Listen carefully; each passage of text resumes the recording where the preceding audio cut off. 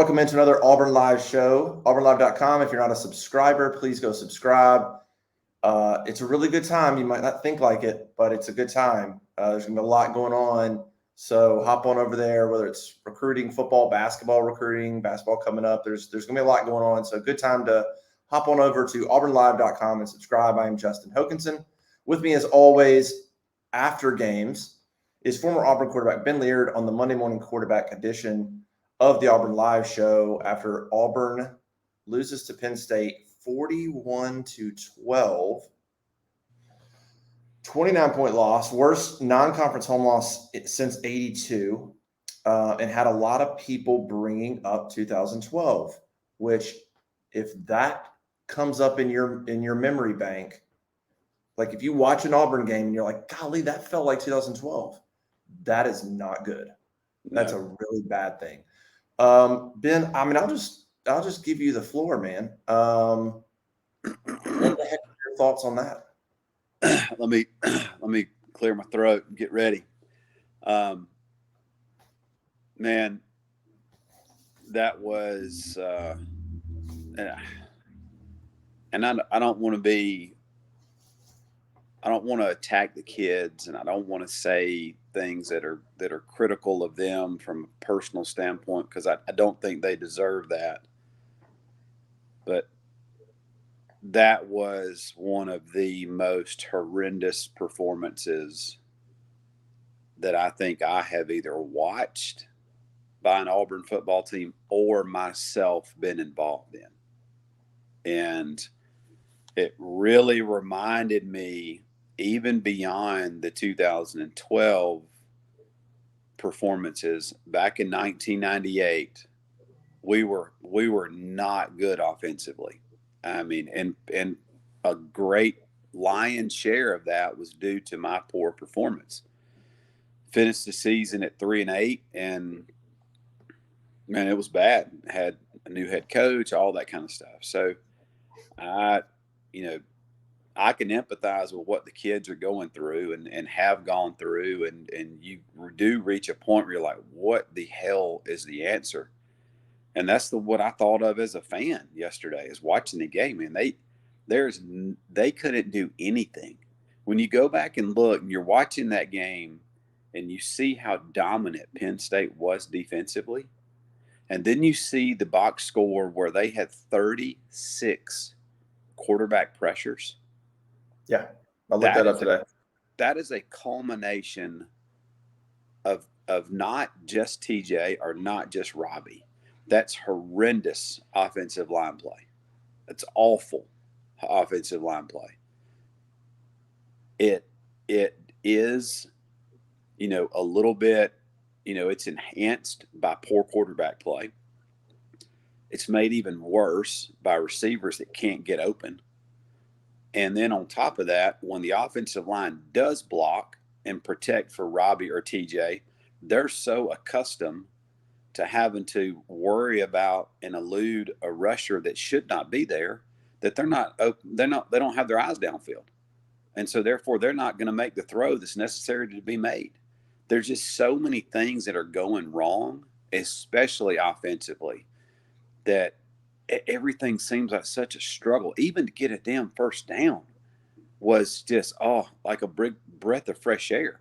It required TJ to do something and jump over a pile feet first, and you've got Johnson making a dig catch that's thrown behind him, and he makes a sliding catch for a first down. I mean, just things that just don't need to be done to make a routine first down. And then, they put up 41. Penn State absolutely gashed Auburn's defense. They torched them, and unfortunately, they really exposed them in the running game. I mean, it was bad. Surprisingly, yeah. But there is part of me that remembers back to 2012, and most importantly into 1998, that, man, there's only so much that you can ask a defense to do. I mean, when you're going 3 and out consistently, or you're turning the football over on sudden changes, eventually the defense, they're going to give out of gas and they're going to give up a big play. I mean, if you continue to go to the well, you're eventually going to get water. And to me, that's what happened in this particular ballgame. Yes, there are things that Auburn's defense is not doing. They are not creating quarterback pressures. They are surely not causing turnovers. Auburn has the second to last turnover ratio in the country. Yeah. Well, when you force none in 3 games and you commit 8, it's hard to be right. That's pathetic. One, the offense shouldn't turn the ball over that much. And number two, an SEC defense should be causing turnovers. And they haven't even come close. No. There's no tipped balls. There's no dropped picks. There's no. I mean, the closest they came was the first possession when Owen hit Clifford and he fumbled the ball out of bounds. But other than that, that was it. I mean, that was the closest they came to causing a fumble, an interception, or any type of turnover. That was as close to a national championship atmosphere as I think that stadium has seen in quite some time. I mean, the stadium was the fans absolutely dominated it from the word go, from the standpoint of being ready for the game.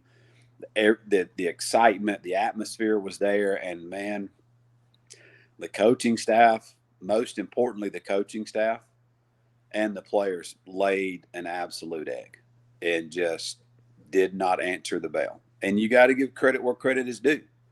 Penn State came in with an unbelievable game plan. They dominated the ball game from about, realistically, I would say from about the third series on. After that, it was never in question. And you eventually do. I guarantee you that at some point within the first half of football, Coach Franklin tells his defensive staff, this is what we're going to do offensively. This is what we're going to do defensively, because, guys, I am telling you, they cannot score on us. They can't score. When they were up by 8 or more, Penn State was good. They were done. So they started playing to that point. But for some reason, Auburn couldn't stop them to get the ball. It was hard to watch, man. I mean, it was that ball game. Unfortunately, you felt the other shoe drop, and it was really difficult to stomach. Yeah, I don't think anybody saw. I mean, nobody. No, I would say. I mean, I don't think anybody did. I mean, Vegas had it 2 to 3 points. You know, most people thought it was going to be a low-scoring affair. Nobody saw that coming, but I don't know. You think back. I'm sitting here thinking back to when I went and watched the last practice before the first game, the open practice in Jordan-Hare Stadium. You know, where they went through some different stuff, some light stuff. But you saw 1-on-1s and you saw some 7-on-7 work and some red zone work. And it was really bad. And I remember walking out of there going, that was terrible. And that was terrible on offense. And I told our subscribers at auburnlive.com, I posted, I said, so I'm just going to tell you guys, like, that was really bad. Like, I would be worried if, you know, and that's exactly what happened on Saturday. That's what we saw. We saw that kind of production. And so, like, part of me is saying, you know, if I would have thought back to what I saw then, I might not be as surprised offensively that I saw that. If you think back, I mean, it's hard, you know, even thinking back to things I wrote about the quarterbacks, that aligns. Robbie can't throw yet. He doesn't know the playbook that well. He's not accurate. TJ was far from the only problem. He made some decent plays in that game, and he made some mistakes. He was not, you know, the main reason Auburn lost that game at all. I agree with you 100%. Yeah. He wasn't great. We know he's not great, but hopefully people don't just walk away and be lazy and go, see, there's a lot of things wrong. TJ's just kind of one of them, really, in that game. Right. So I don't know. It just it was surprising. I do want to say, though, And I look, I even mentioned it. And the reason I mentioned 2012 is because there's a couple of statistical comparisons to what happened yesterday. Like I think Auburn gave up about 8 yards per play. The last time they did that was 2012 against Manziel and A&M. Like there's some things about the game that happened. I don't want to make too many of those comparisons though, because that 2012 team was so far gone. I mean, they gave up 60 to A&M, not 41. Yeah. They got shut out by Georgia at home. They got shut out by Alabama on the road. Like that team was in a much different place. And so I don't want to really throw that out there too much, other than it makes you think about that feeling of like that was really bad. But I don't want to compare it in terms of putting this team as 3 games in. That team, man, I'm just like that team. I don't want to use the word give up, but there was not the effort in that game on top of schemes and everything else. Everybody mailed that in. The one thing that's concerning about the Penn State game, though, that you talked about the defense. Hey, eventually they're going to break, and I agree. But Penn State only ran like 60 plays. I mean, and they gave up 8 yards a play. It's not like Penn State ran 90 plays and eventually they broke. Yeah, there was a little bit of breaking of the spirit in that game. That wasn't like, well, we're just fatigued and we've been on the field so long and now we're going to give up. I mean, they started to give it up a little bit in the second quarter and then pretty much the whole second half. I mean, 60 plays, 8 yards a play. And look, go back to the red zone. 4 rushing touchdowns in the red zone for Penn State. That to me is a stat that speaks volumes. Yep. When you allow a team to run the ball in for 4 different times in the red zone, that's the most difficult it should be to run the football. That's really, really not good. And you come away going, Jeff Schmedding and Eric Kiesau, in their first big opportunities as coordinators, completely flopped. As coordinators, both of them got skull drug. I mean, they got dominated. The play calling was awful. The execution was not good. Just altogether it was bad. And you look at it from the standpoint, Auburn offensively, they'd get themselves down in the red zone, couldn't punch the ball across the goal line, kicking field goals. And on the flip side of that, you had Penn State. Once they got in the red zone, you knew what was going to happen. And at some point, you have to say it's a challenge of someone's manhood. Mm-hmm. I mean, it wasn't as if Penn State was throwing the ball from the 20 into the end zone. They were running the football down Auburn's throat, execute within the tackles, and making them like it. I mean, it was even their drives. Their drive 7 and 8 plays. I mean, they were not. They'd gash them on a boundary toss. There were 2 or 3 big plays that they had in the running game that was very similar to the old what I kind of call the reverse toss sweep that Florida used to run back in the day. You toss it in one direction, he does a little bit of a counter cut back to the opposite tackle. They ran that multiple times yesterday against Auburn's defense, and I don't know that the kid has been touched yet. But it was hard to watch. I mean, you want so badly for something good to happen to these kids or for these kids, and this is the prime opportunity that everything is so pivotal at this point, and you just get shellacked. I mean, I'm like you. I had no preconceived notion of thinking or insisting that Auburn won the game. Just don't get embarrassed. Yeah, in no way did I think that was going to go that way. You and I remember specifically us talking after last year's Penn State game. Although it was a loss, we both exited that game with a feeling of positive belief. That you had something. They had a chance to win. They played well. They played hard. They went up into a hostile environment and they competed their tails off. That didn't happen in Jordan-Hare yesterday, and it was from top to bottom.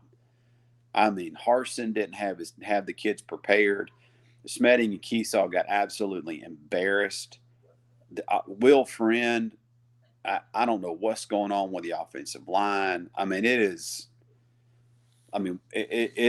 is close unless something happens quickly at whatever level. Unless something happens quickly, you're going to have Auburn in a position to be the Vanderbilt of the Missouri of the SEC. I mean, they are in a major crossroads as a football program, especially and unfortunately because of the well, I call it a vacancy. The vacancy they have at the AD position right now, although they've named an interim, it still is what it is. We all know how that's going to work out. We hope. Then on the flip side of it, you've got a head coach that, boy, that seat, it's not just hot. I mean, it is absolutely, it's an inferno. Yeah, to me, it's like it's to me, he's sitting in an ejection seat, and he doesn't get to control when it's ejected, and somebody's reaching to pull it right now. Yep. And you're thinking, what could possibly stop that from happening at this point? Yeah. It's and it's sad. It's sad that you come away from a game and really it's so bad of a game that you're not even talking about the game. You're talking about such a bad loss at such a bad time that really what you take away is the ramifications of the game on the program. That's the kind of loss that happened. Not, hey, where do they go this year? How do they bounce back this season? That's part of it. But it's more, what are the ramifications of a loss so bad in such bad timing that you're thinking about what's now the ramifications for the program for the next 2 years? That is how bad Saturday went. There's literally, I could point to Anderson Carlson, hit 2 field goals. Keontae Scott had a nice punt return. Yep. Iko Leota played hard. Landon King made a great catch. Landon King had a good catch, used his range. I mean, we could pick a few more, I'm sure, but that's it. Yeah, there is just, it's as close to it's hard to come out of a game with less positives to me. So the disappointing thing is where Auburn is at this point is you're not looking at a schedule counting wins. You're not looking at a schedule saying, "Hey, dude, yeah, that was a blip, man. That was an anomaly." The schedule lines up. They're about to go on a good little run, get their confidence back, get a little bit of swagger back in their step. Dude, right now Missouri's questionable. Then you play LSU, who played extremely well last night against Mississippi State. Big win at home. They may be catching stride. So then there in itself looks at you maybe as a 3-game skid at home to what one would perceive as the toughest environment, one of the toughest environments in college football. Well, that's out the window, especially when you don't put it on the field. And then you go to Athens. It's not and then about that. It's deflating, dude. I mean, I never thought, even for me, I've never thought that there is a possibility that winning or losing versus Missouri might determine whether you have a 3-win season or a 4-win season, because really what I would think is if they played the way they played yesterday, the only what I would call winnable ball game for the rest of the season is Western Kentucky. Man, and here's the thing, I don't think that's any more than Missouri. Western Kentucky won 9 games last year, won a bowl game. They're 2-1. They went to Indiana and lost by 3 in overtime. Indiana's nothing great, but it's a Big Ten program. They go up there think about at that point in the season, where's the Auburn football program in November 19th, sandwiched between A&M and Alabama? What are you going to get? I couldn't answer that question right now at all. So it's hard for me to even say what that game might look like. I don't know where Auburn's going to be at that point. And man, I know I sound like an ass. I do. And I hate to be that way, because having been there, I can empathize with you. Get, as a player, you get so frustrated. The players they do not practice to play poorly, right? they work their tails off, and they truly care. They love this university. They love their teammates. They love playing the game, but they just don't have enough dues right now. And Yeah. they're not, they're not being coached in the right way. The coaching staff is not recruiting the type of players that need to come in and can be dominant across the board in the SEC or at that level. Yeah. It just, I mean, I don't want to sound critical of the young men from the standpoint of saying, bad things about them, but just overall, because I know how hard they work, and I know that man, if they could change things, they sure as heck would. But yeah, no, we're not. Nobody's going to bash the players. We're never going to no, do that. But so here, we're never going to bash players. But I also think we're entering an age of but with NIL and social media and the opportunities these kids get, I'm not going to name names. I'm not, and this isn't, again, I'm not bashing players. I'm making an observation. Okay. I'm on social media last night, and and this is fine, by the way, because they're kids. Yeah. You go on last night and I saw some weird videos. These dudes were I saw a couple players joking with their buddies about getting their ass kicked. It didn't really bother them. They're on their PlayStation. I know there's dudes that care, but I'm also, I don't know. I'm also entering a stage in college football where I think we should be allowed to be critical of the players without going overboard. no, I to me, that's fair. Think about the way these guys get coached and the way you got coached. I guarantee you they're getting told harsher things in that locker room than what you or I might say on this thing. Right. No, I agree with you. I think we are, as college football fans, or especially from an educated standpoint, right? I mean, you and I know what we're looking at. We're not, we could be accused of being armchair quarterbacks, which is fine, but we at least come from a standpoint of knowing a little bit of that, a little bit of this, and a little bit of that, right? We know that it's not all TJ Finley. We know that it's not all the offensive line, or we know that it's not all the receivers. It's a culmination of things, and it's a goat roping. But this day and age, with the young men essentially being free agents, yeah, that's the world they're in. Well, I'll give you a perfect example.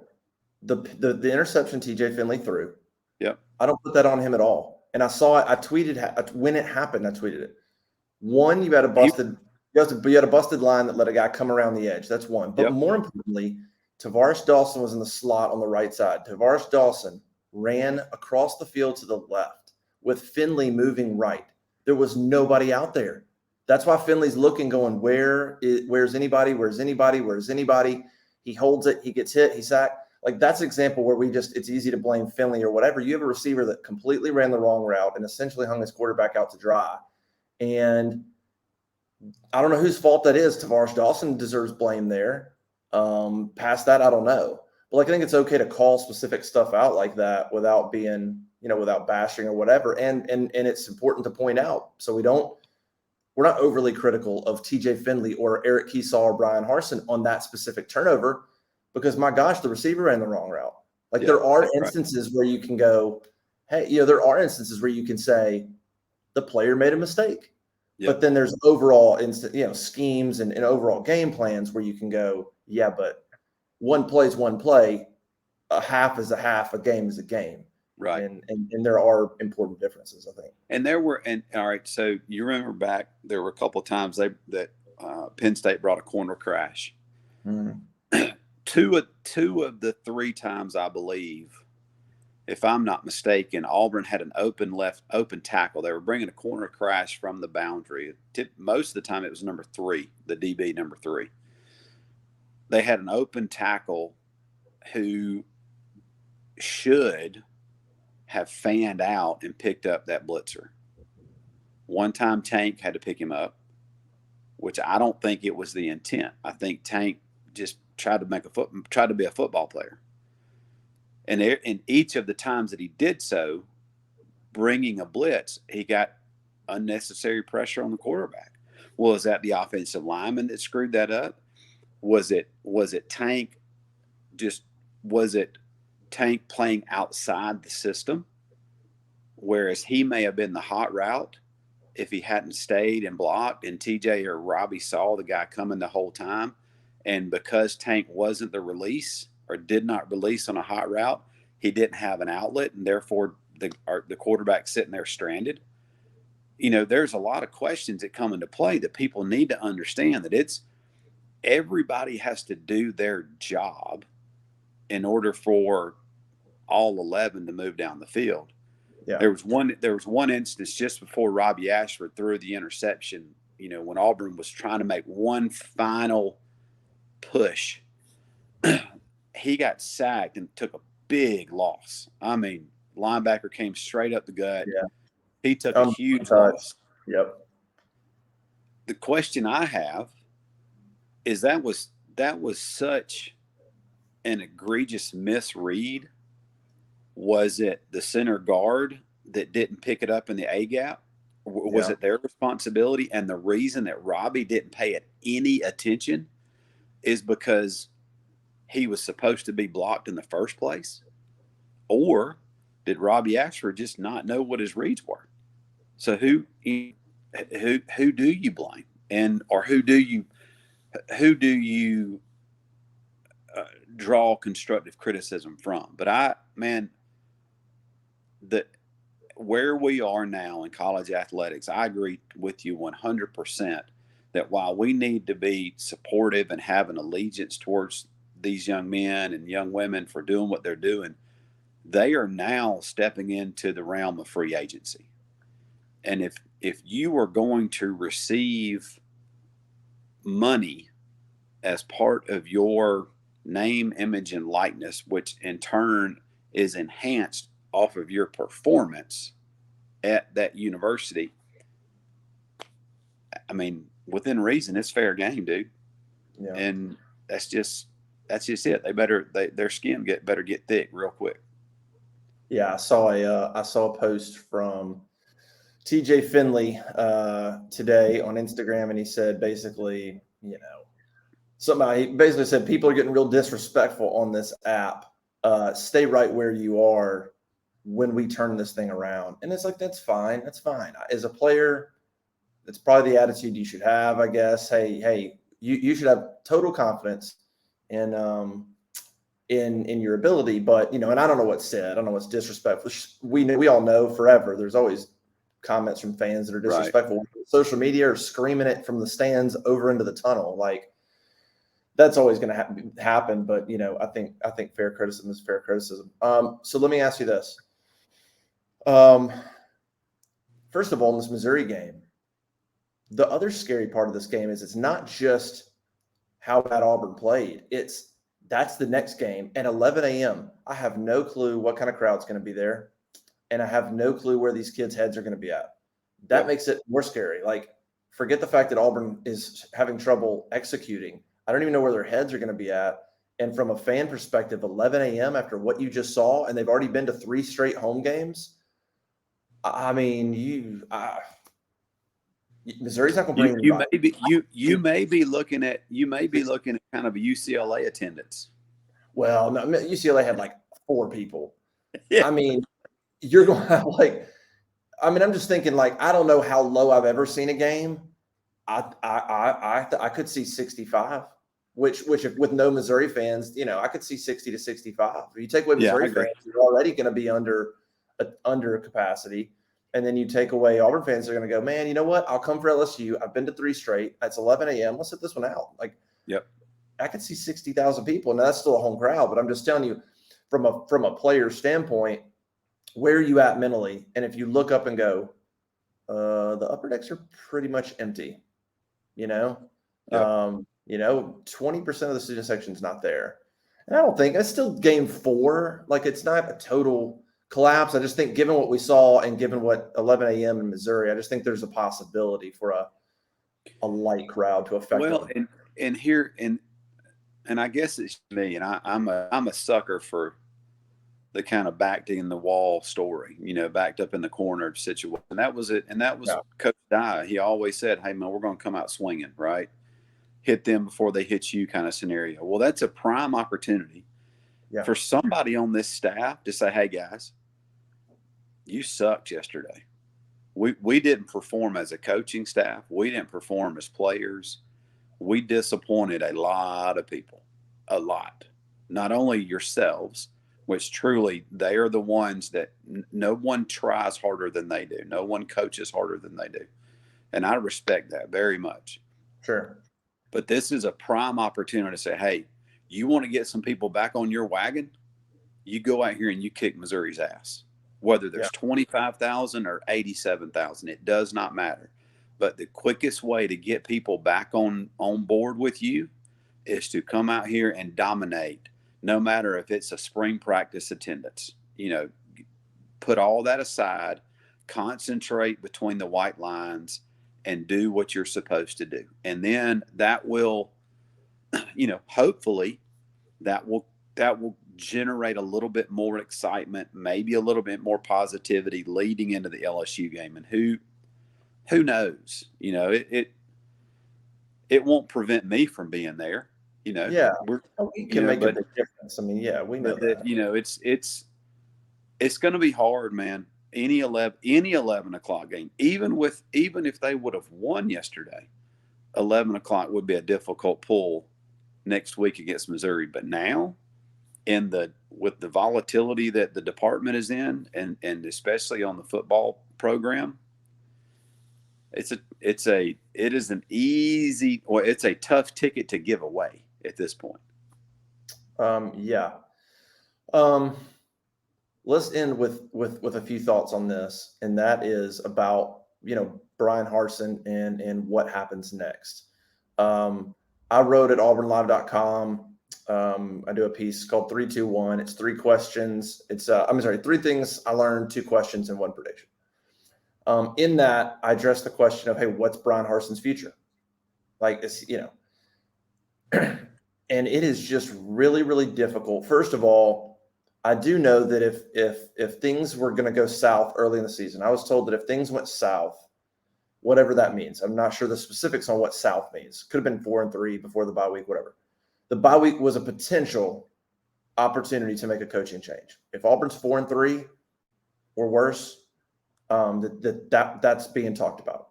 Now you factor in the loss up against Penn State and the way you lose. You factor in what happened in the offseason. You factor in the way influential people view Brian Harsin. You factor in the fact there's no athletics director. And even if Alan Green was here, he couldn't save Brian Harsin. He couldn't in February. Then you factor in what you saw on the field. It is, as I wrote, it is next to impossible for me to imagine a scenario right now where, one, he's the head coach next year, at minimum, and at two would be it's also really hard for me to imagine a scenario right now where he finishes the season. I mean, I wrote on there, my one prediction was there will be different leadership with the football program next year. That's my opinion right now. There's no way he's the coach next year. And the reason I say that is for him to be the coach next year, you would have to assume that what you saw on Saturday is a complete aberration, and everything about what you saw changes in a week. Yeah. Quarterback play, offensive line play, defensive line play, second, everything changed. Schemes, game planning, everything changes. Like that didn't even happen. And there's nothing in the world that tells you should think that's going to happen. There's no evidence whatsoever. We should have paid attention to the evidence of a 24-16 win over San Jose State. Right. And we thought, well, okay, maybe a bad week of practice, maybe looking ahead, maybe a little whatever. That is the real Auburn right now. And so it's impossible for me right now to imagine. I want to hear. That's where I'm at. I don't. There's a scenario, please. Hoke, I don't disagree with you. And By the way, give to on to victory. I like Brian. Give to on to victory. I do. I mean, oh yeah. Hey, people, please, God, pony up. Is that a good time to plug it? I feel like it's a good time to plug on to victory. Yeah. Hey, listen. Help needed. Help needed. Please. Help wanted. Help needed. Help appreciated. Yes. Top to bottom. Please, God, dig deep. The offering plate is we'll pass around at Jordan Hare if we have to. Don't care. We'll take. Hey, on to victory. We'll take milk money. We'll take whatever you got. Anything. That's a good idea. So I like Brian Harsin. I do. I think from an X's and O's perspective, I truly think the players like him. I think that he is won over the locker room, but for some reason there's a deficiency there when it comes to being able to win and execute in the moment in a big game. And unfortunately, he himself, and this is no reflection or opinion on the performance and efforts of guys like Zach Etheridge, Cadillac, Jimmy Brumbaugh. Those three guys in particular recruit their asses off. I mean, they're good and they make a difference. They make the difference. But Brian he's getting circles recruited around him by Billy Napier, by Kirby Smart, by Lane Kiffin, by Nick Saban, by all of them. That is putting it lightly. It is embarrassing. And unfortunately, Gus left the cupboard bare. Brian has done nothing to bridge that gap. And what we saw yesterday was the culmination of deficiencies in recruiting over the last few years. Point blank, that's just it. And I guarantee you that if you asked people in the know, they would give you an honest answer of truth in saying that there is an agreement in that.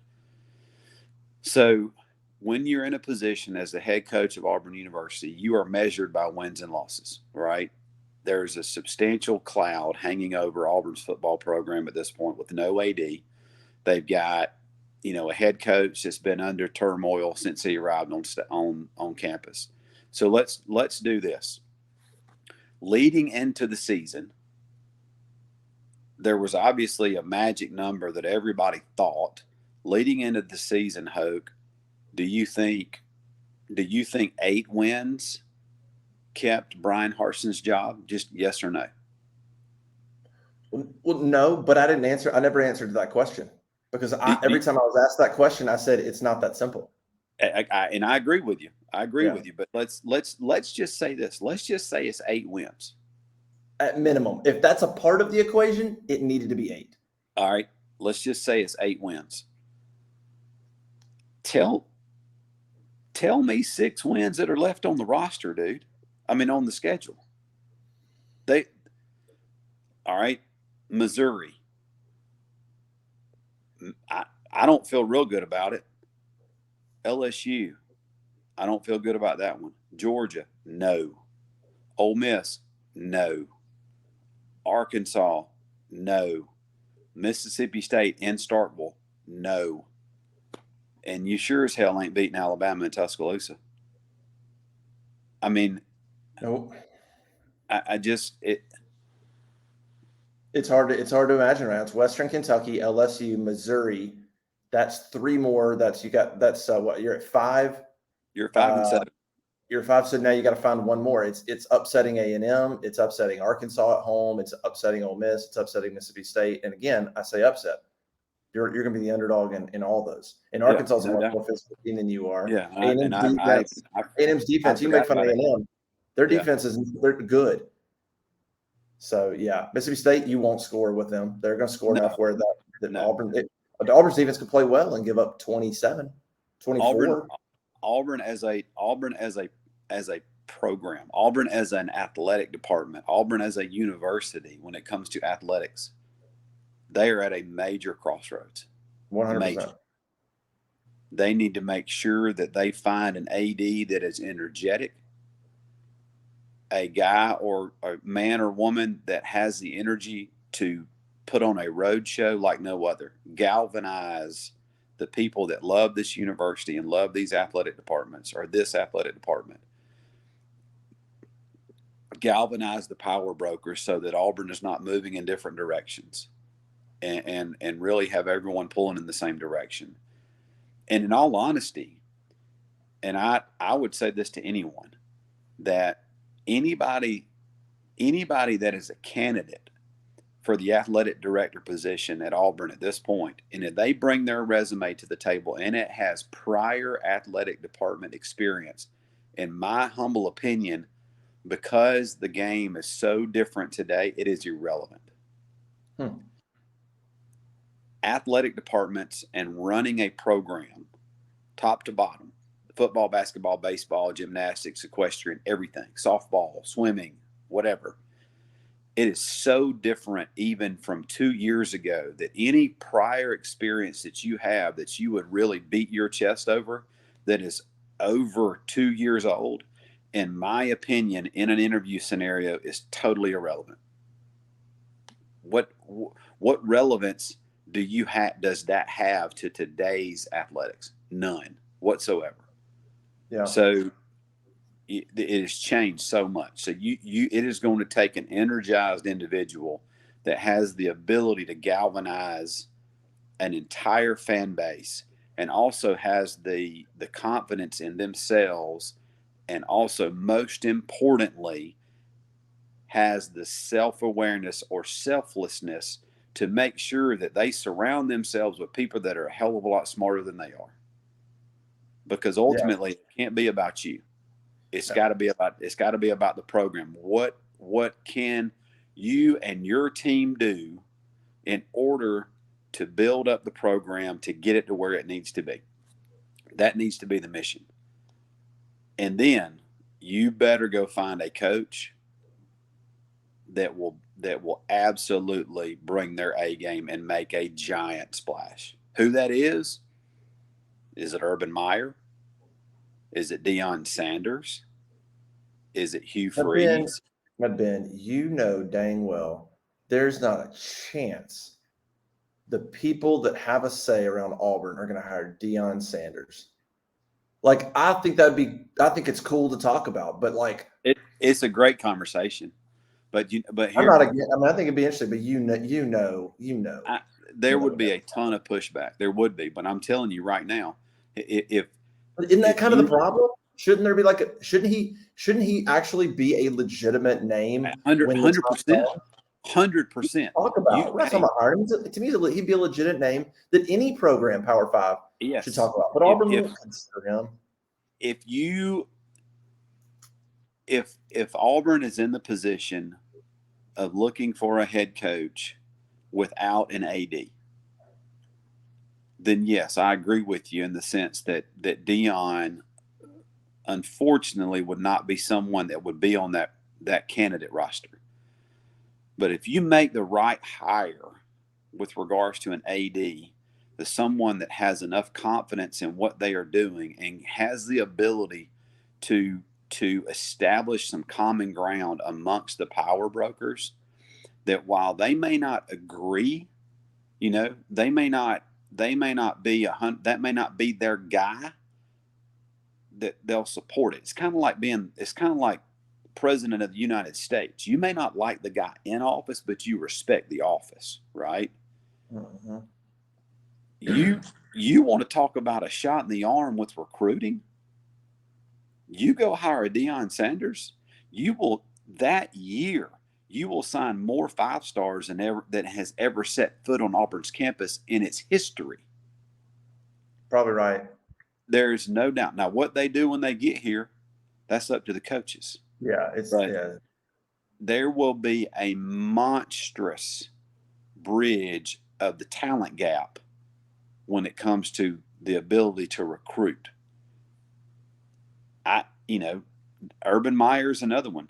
I mean, he is what he is, but the things that he was doing, the things that people might question about Deion, the things that Hugh Freeze is a little bit different. I think he has kind of reincarnated himself, obviously with a lot of success at Liberty. But he did have a little run in lately, though. He had another little misstep. He did. So did. I just don't know. I think that all of the past indiscretions that someone might believe about what they did from an NCAA perspective and things like that, that's out the window now. I mean, it is you it's the Wild West. There's no bar set. You can do what's necessary to be done to win football games, win basketball games, win baseball games, whatever it is. Bruce Pearl was no saint before he arrived at Auburn. Just do it. He made mistakes. He's loved. Bruce Pearl had trouble with the CIA, at this point, I will say this, and I'm adamant about this. I truly feel that at this point, the hire of the athletic director is more important than the hire of the head coach at this point.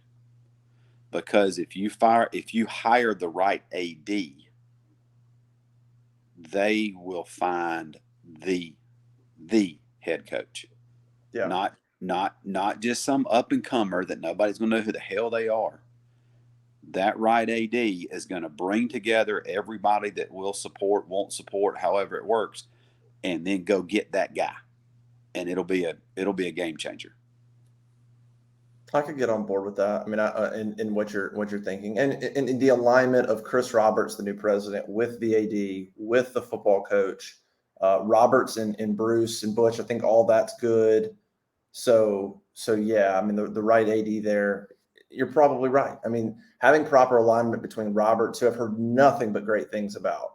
Yep. And not just the job he's doing, but the kind of person he is, and he's not going to be walked over, and he's going to make his own decisions. I respect the heck out of that. And I'm like you. I have heard nothing but rave reviews and glowing, discussions about Chris Roberts and his ability to execute and kind of the vision that he has and the leadership that he brings to the table. It is moving in the right direction, but these are some pivotal legacy hires here. I mean, these are what stamp your name on your legacy as the leader of a particular university, and these are obviously two big ones. Yeah, and we talked about it.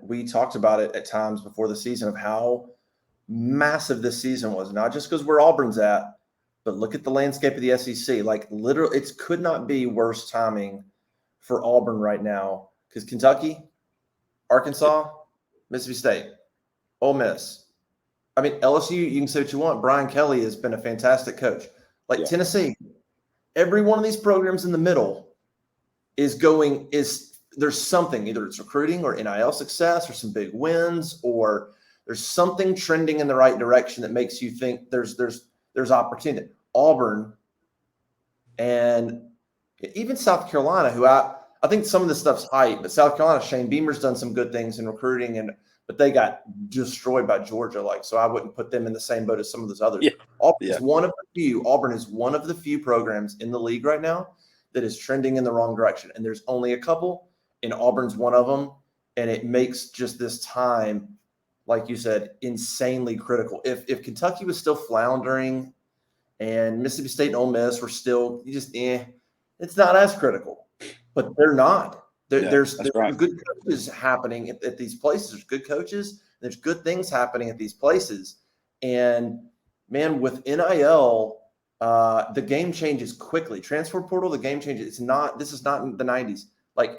It's not like, it's Auburn. Auburn will get back on top. Yes, Auburn has great resources. They're about to have a $100 million football facility, tradition. Auburn does have things that can get them back above but there's some things with NIL and transfer portal that make it easier for those teams, Tennessee's and Kentucky's and Arkansas's and Ole Miss and Mississippi State, to stay on your level or close to your level. It just takes a little slip and you're below them. Not a lot, just a boom, 1 year, one bad year, 6 and 7, boom, you're behind them. And dude, when it used to be a facilities arms race, right? That's basically what it was. Whoever had the better facilities usually was going to attract the more talented players on a consistent basis. The arms race at this point, it's how much attention you can pay to these young men while they're getting recruited, and what do you bring to the table about putting them in a position to play at the next level.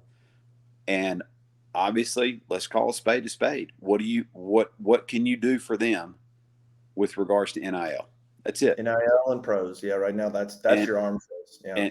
And that's it, man. That's the thing. And when I said this last night to some really close friends of mine that Auburn is in a from a football standpoint, Auburn is in a unbelievable position with everything dealing with the program off the field. You got a brand new football facility. You've got some of the most passionate, endearing fans that there are in sports. You have a tremendous amount of new support when it comes to NIL. All of these things are moving in the right direction. The biggest problem, though, is you don't have the Jimmies and Joes. Yeah. And that's blamed on recruiting. That's recruiting, 100%. And that starts in that building. And so if you don't have the Jimmies and Joes, the $100 million facility doesn't mean a darn thing.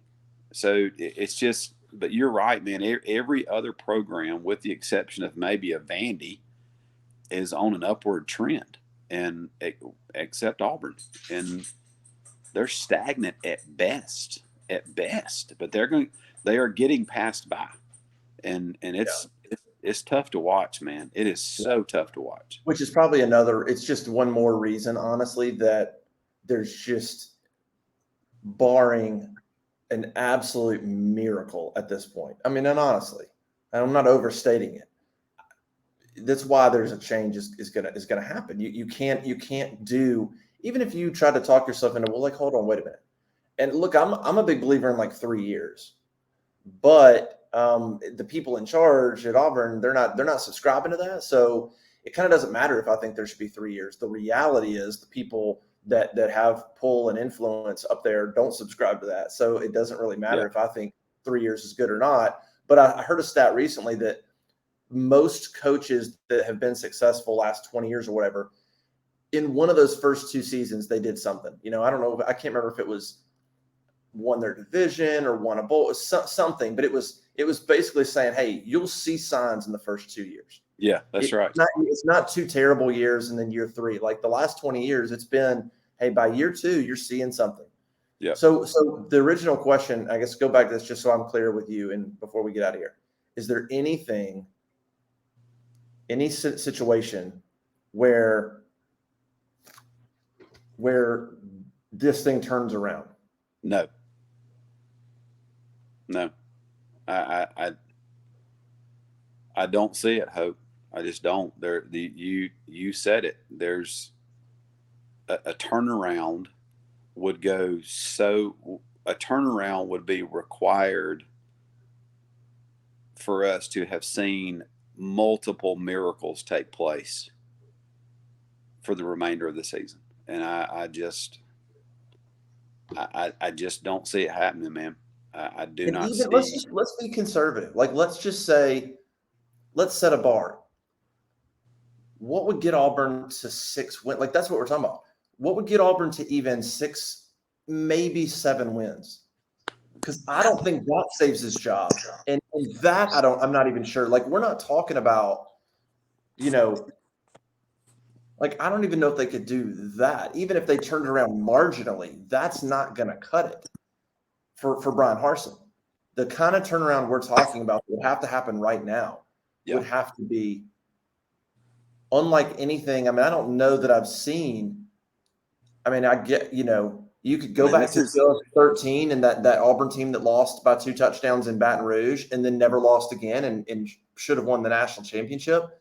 That was a pretty remarkable. I mean, I don't think anybody that was sitting there in Baton Rouge is going, this team's going to Pasadena.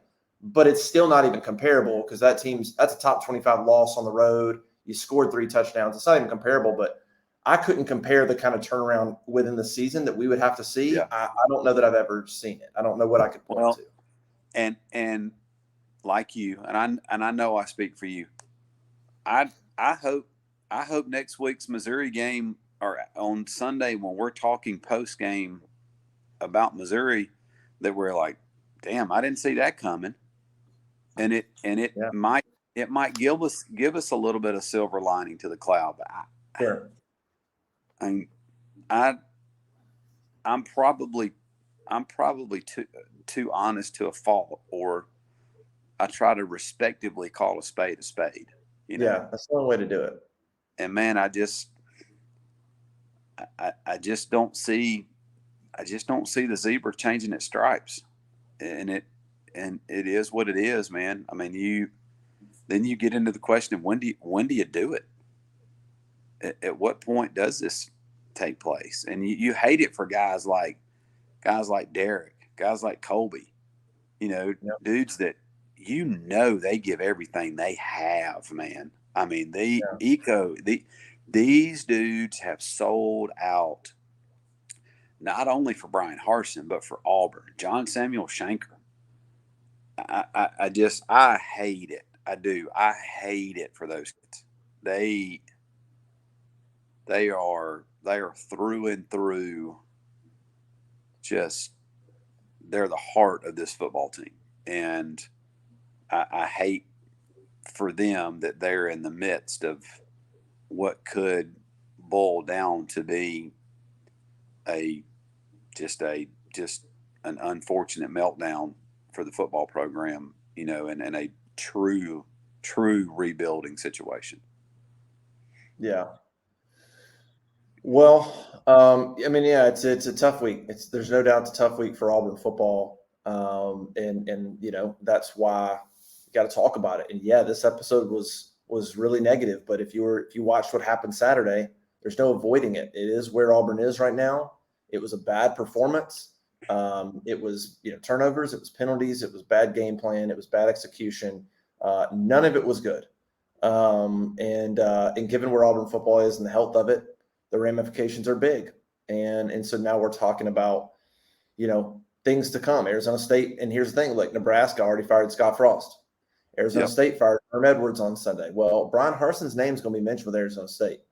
So, I think people behind the scenes might be like, hey, hope he gets the job. But it's just, that's where they're at. And it's perfectly fine, I think, to talk about, hey, do we see it turning around? And it's hard to point to anything positive, and doesn't mean that you're not hoping the players do well. And it could, again, the Missouri, let's say they come out and look great against Missouri. Sorry. You still there? Yeah. Sorry. It's Missouri. So we still won't really know anything till LSU again. Yeah. Even if they beat Missouri, we won't know how, we won't really know where this team's at again until LSU. We'll know against Missouri. If it goes badly, we'll know. But if they win, it could be like San Jose State. We could be like, well, they won. But we're going to have to wait another week really to see if any progress has been made. And here's the thing. You're exactly right. It's still Missouri. It is still Missouri. And they beat Missouri, they beat LSU, then somebody might come back and say, "Hi, you bunch of idiots! You guys said all this stuff a couple of weeks ago, on the podcast." There's nothing right now. There's no credible evidence to say Auburn is going to win 8 games at this stage. Right. There's not, other than a blind belief that I don't know, like all of a sudden execution is just happening at this high level. I mean, you're a super fan, and you're way too, you look at things through orange and blue glasses. But I will say this, Justin. you and I know I am, I'm not saying anything that I would be uncomfortable saying to anybody on that staff. No. I talked to a player after the game last night. I'm not going to say who. I talked to a player, and I pretty much said, I was like, yeah, man. I was like, that wasn't pretty. I was like, I don't understand like what's going. I'm like, yo, this is going to be a rough couple weeks, man. Like straight up. Not like, hey, man, you'll get him next time. I was like, that. What the hell happened? I know. What was that? Like, well, and they were like, yeah, that was bad. Yeah. Yeah. So I don't know. We'll see. It's not good, man. It's not good. It's tough to watch. I hate it for the kids. And, I hate it for the guys on the staff. But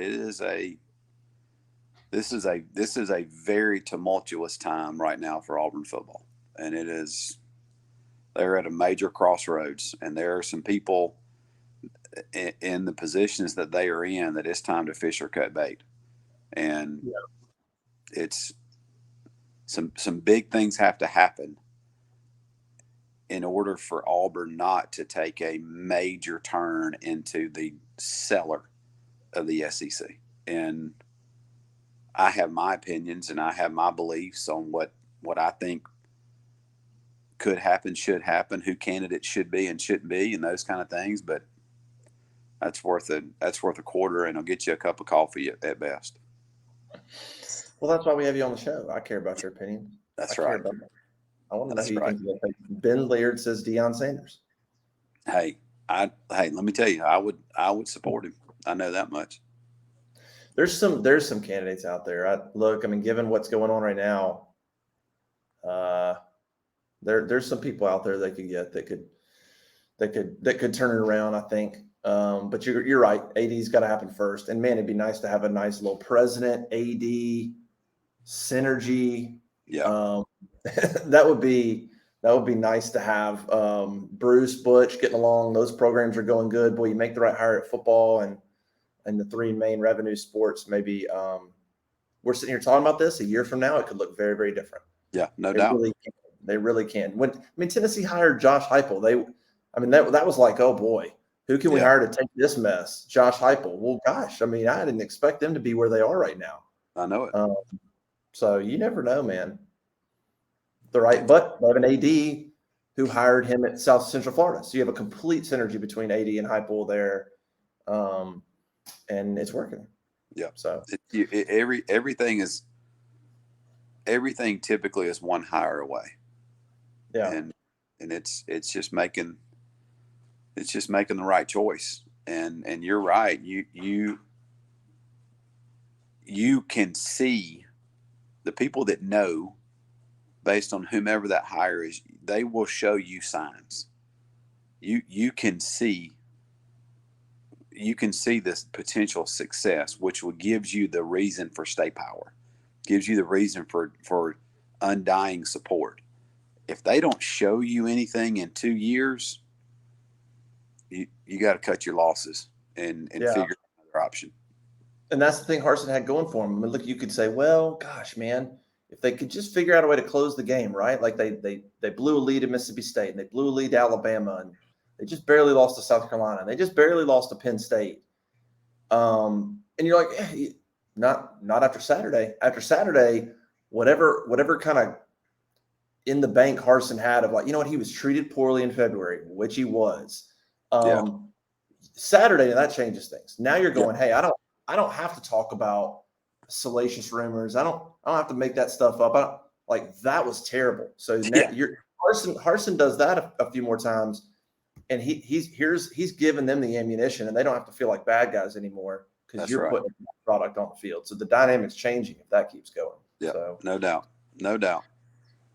All right, man. Well, let's get out of here. Appreciate you joining us. Everybody check out auburnlive.com. Subscribe. There's going to be a lot going on the next couple of weeks for sure. And hopefully we're back next week talking about a win. That would be nice. These players get some good vibes. I can't imagine working as hard as they do 3 games into the season. That happens. And now you're fighting. The rest of the season could just be a massive fight uphill. It could be a really long season. So hopefully these guys get back on the right track. Next week, Missouri, 11 a.m. I think Auburn's 9.5-point favorites which should tell you something about Missouri at this current stage. So we'll see if Auburn can get some things figured out. Appreciate everybody joining us. AuburnLive.com, the Auburn Live Show, Monday Morning Quarterback. We'll see you next time.